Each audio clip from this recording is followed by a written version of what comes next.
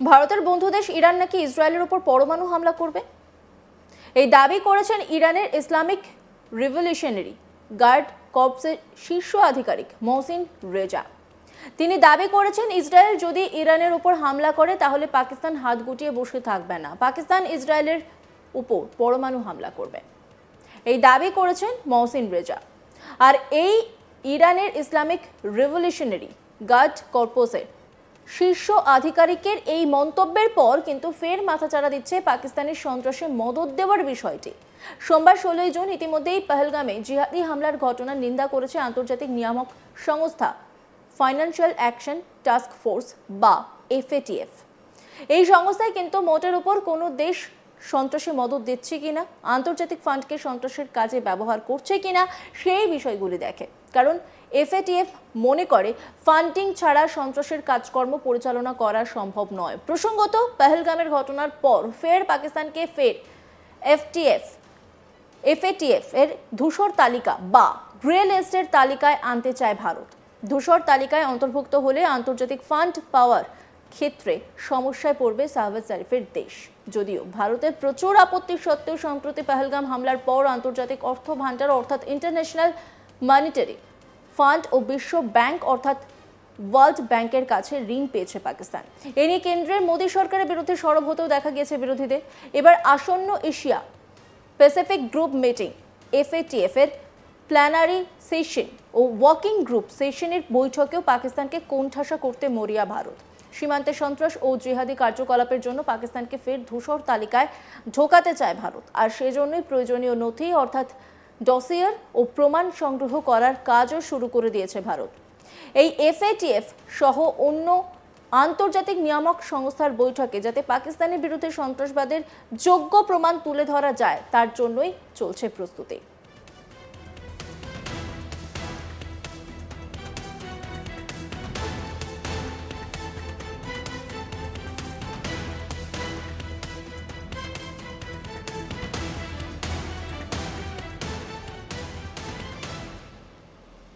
প্রসঙ্গত বর্তমানে 24টি দেশে FATF এর ধূসর তালিকার অধীনে রয়েছে।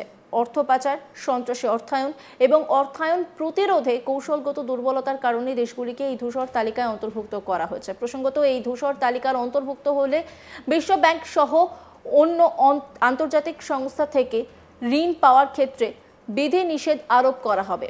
নিজেদের দেশের মাটিতে জিহাদি কার্যকলাপে মদদ দেওয়া ও আর্থিক সাহায্য করার অভিযোগে 2018 সালের জুন মাসে গ্রে লিস্টের আওতায় চলে আসে পাকিস্তান। শেষ পর্যন্ত 2022 সালের অক্টোবরে অনেক কাঠখড় পরিয়ে শেষ পর্যন্ত এই তালিকা থেকে বেরিয়ে আসতে পারে পাকিস্তান। কিন্তু পহেলগামে জিহাদি হামলার ঘটনার পর পাকিস্তানকে ফের এই তালিকার মধ্যে ঢোকাতে মরিয়া ভারত।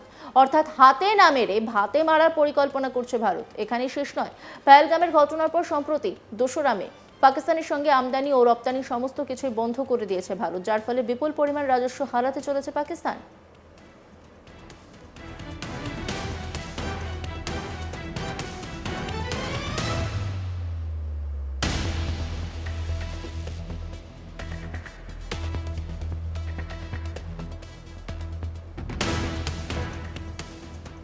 প্রসঙ্গত ইসরায়েল যদি ইরানের বিরুদ্ধে পরমাণু বোমা ব্যবহার করে তাহলে কিন্তু পাকিস্তান ইসরায়েলের উপর পরমাণু হামলা চালাবে। জাতীয় টেলিভিশনকে দেওয়া এক সাক্ষাৎকারে এই দাবি করেছেন ইরানের ইসলামিক রিভলিউশনারি গার্ড কর্পসের শীর্ষ আধিকারিক মহসিন রেজা। প্রসঙ্গত মহসিন রেজা যখন এই সাক্ষাৎকার দিচ্ছেন তখন ইসরায়েল ও ইরান দুপক্ষই কিন্তু একে অন্যের বিরুদ্ধে লাগাতার মিসাইল ও ড্রোন হামলা চালাচ্ছে। ইসরায়েল ও ইরানের মধ্যে শুরু হওয়া সংঘর্ষের ফলে মধ্যপ্রাচ্যে ইতিমধ্যেই দেখা দিয়েছে চরম উত্তেজনা। আমেরিকা, ব্রিটেন, ফ্রান্স, জার্মানি সহ বিশ্বের অন্যতম শক্তিধর দেশগুলি ইতিমধ্যেই ইসরায়েলের পাশে দাঁড়ানোর বার্তা দিয়েছে। এই পরিস্থিতিতে মহসিন রেজার পাকিস্তানকে নিয়ে করা মন্তব্যকে মোটেও হালকাভাবে নিচ্ছেন না বিশ্বের তাবড়ো দেশের রাষ্ট্রপ্রধানরা। প্রসঙ্গত অপারেশন সিন্দুরের সময়ও পাকিস্তান ও ভারতের মধ্যে চলা সংঘর্ষের সময় পরমাণু অস্ত্র প্রয়োগ করতে পারে পাকিস্তান এমন জল্পনা শুরু হয়েছিল। যদিও শেষ পর্যন্ত ভারত বা পাকিস্তান কেউই পরমাণু অস্ত্র প্রয়োগ করেনি। কিন্তু পাকিস্তান যদি সত্যিই ভাই ভাই অর্থাৎ মুসলিম দেশ হয়ে আরেক মুসলিম দেশকে সাহায্যের জন্য ইসরায়েলের উপর পরমাণু হামলা করে, তাহলে তা কিন্তু বেশ উদ্বেগের হবে বলেই মনে করছেন সামরিক বিশেষজ্ঞরা।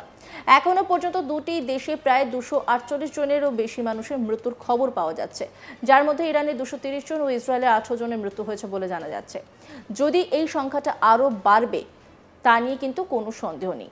পাকিস্তানের সাহায্য করা নিয়ে মহসিন রেজা বলছেন, পাকিস্তান আমাদের আশ্বস্ত করেছে যে যদি ইসরায়েল ইরানের উপর পারমাণবিক বোমা ব্যবহার করে তাহলে তারা ইসরায়েলে পারমাণবিক বোমা নিয়ে আক্রমণ করবে। কিন্তু তিনি আরও বলছেন, পাকিস্তান শুধু ইরানের পাশে দাঁড়ানোর বার্তাই দেয়নি, এই বিপদের দিনে বিশ্বের সবকটি মুসলিম দেশের কাছেই আর্জি জানিয়েছে যাতে তারাও ইসরায়েলের বিরুদ্ধে সংঘর্ষে ইরানের পাশে দাঁড়ায়। প্রসঙ্গত, বিশ্বের যে 9টি দেশের কাছে পরমাণু অস্ত্র রয়েছে সেই তালিকায় রয়েছে ইরান ও পাকিস্তানের নামও। 2024 সালের গোড়ার দিকে দুই দেশের মধ্যে মিসাইল বিনিময়ের পর যে সৌহার্দ্যপূর্ণ সম্পর্ক তৈরি হয়েছিল তার দিকে ইঙ্গিত করে রেজা বলেন, পাকিস্তান ইরানের পিছনে দাঁড়ানোর প্রতিশ্রুতি দিয়েছে এবং মুসলিম বিশ্বকে ঐক্যবদ্ধ হওয়ার আহ্বান জানিয়েছেন।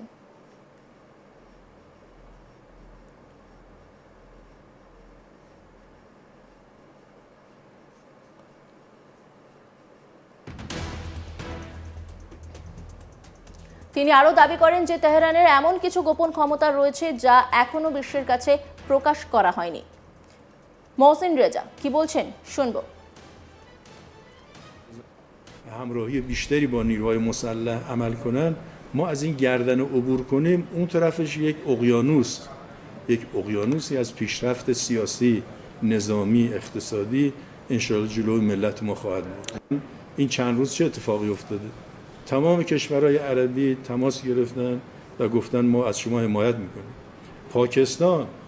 پاکستان گفته اگر اسرائیل بخواد بمب اتم بزنه ما به اسرائیل بمب اتم خواهیم زد. احساسات مسلمان‌ها تو منطقه فوق‌العاده رو به افزایش خواهد بود. هرچی ما قوی‌تر عمل کنیم، هرچی مردم ما همراهی بیشتری با نیروهای مسلح عمل کنن، ما از این گردن عبور کنیم، اون طرفش یک اقیانوسی از پیشرفت سیاسی، نظامی، اقتصادی انشاءالله جلوی ملت ما خواهد بود. জানা গিয়েছে ইসরায়েলের বিরুদ্ধে সংঘর্ষে নাকি পাকিস্তান নাকি ইরানকে তাদের হাতে থাকা মাঝারি পাল্লার শাহিন 3 ব্যালিস্টিক মিসাইল পাঠাচ্ছে। গোয়েন্দা সূত্রে থেকে পাওয়া এই খবর অনুযায়ী ইসরায়েল ও ইরানের মধ্যে সংঘর্ষ যদি আরও তীব্র আকার ধারণ করে তাহলে নাকি পাকিস্তান ইরানকে এই ব্যালিস্টিক মিসাইল পাঠাবে। এই শাহিন 3 মিসাইল এটি মাঝারি পাল্লার ব্যালিস্টিক মিসাইল। 2750 কিলোমিটার দূরত্ব অতিক্রম করতে পারে এই মিসাইল। তবে ইরান ভবিষ্যতে এই মিসাইল ভারতের বিরুদ্ধে ব্যবহার করতে পারে এই সম্ভাবনা উড়িয়ে দেওয়া যাচ্ছে না। তবে পাকিস্তানের তরফে সরকারিভাবে ইরানকে পরমাণু অস্ত্র পাঠানোর বিষয়টি স্বীকার করা হয়নি। যদিও ইসরায়েলের বিরুদ্ধে সংঘর্ষে প্রকাশ্যেই ইরানের পাশে থাকার কথা জানিয়েছেন পাক প্রধানমন্ত্রী সাওয়াদ জারিফ।